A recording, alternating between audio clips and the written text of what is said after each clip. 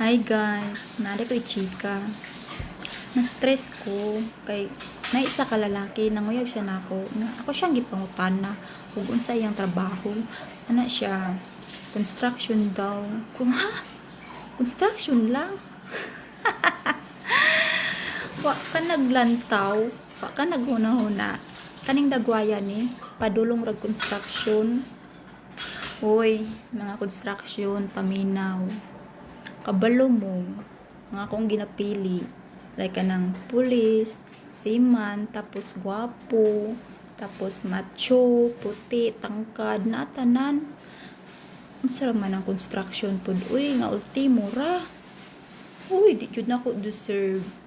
Busa kamong mga construction, ayaw mo pagtuga-tuga manguyab nako kay ako lahi akong gipangita kanang level. Mayong buntag so hatag tagamay reaksyon ani Ma'am Kikay. Ma'am Kikay vlog, shout out ni Ma'am. Hinaot nga Ma'am nga. Kani akong reaksyon sa imong video Ma'am, makaabot ni nimo. Dili pa man ko dagag viewers, dili pa ko dagag followers pero hinaot nga makaabot ni nimo Ma'am.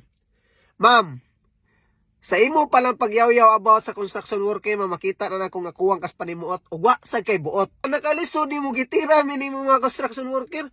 Sa tinuod lang Ma'am, this is not my content.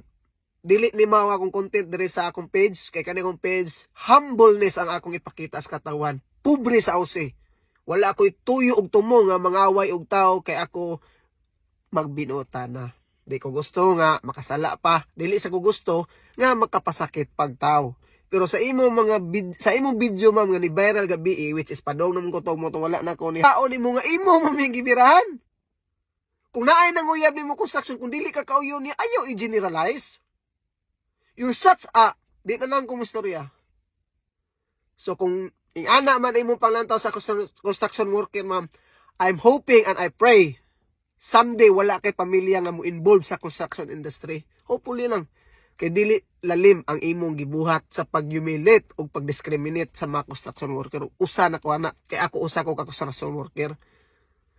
Kani man gud imong video, usay nakapalarma nako, uring makita nis mga bata anak sa mga construction worker.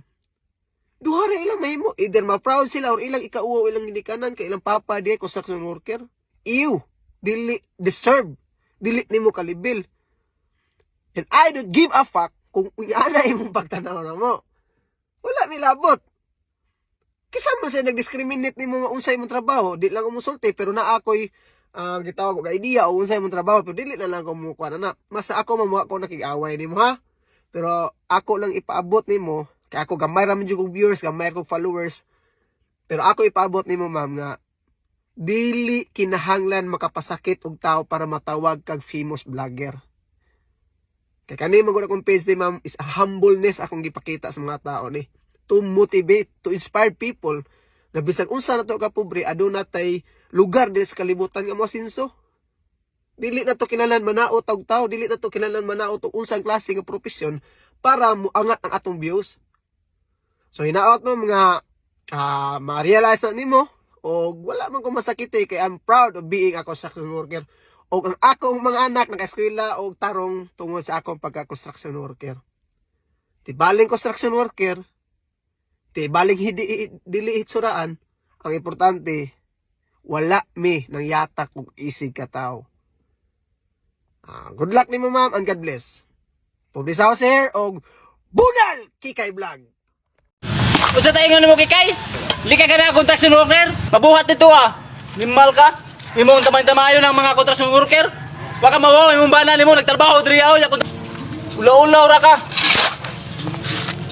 Ulaw ra ka sa mga tao ba?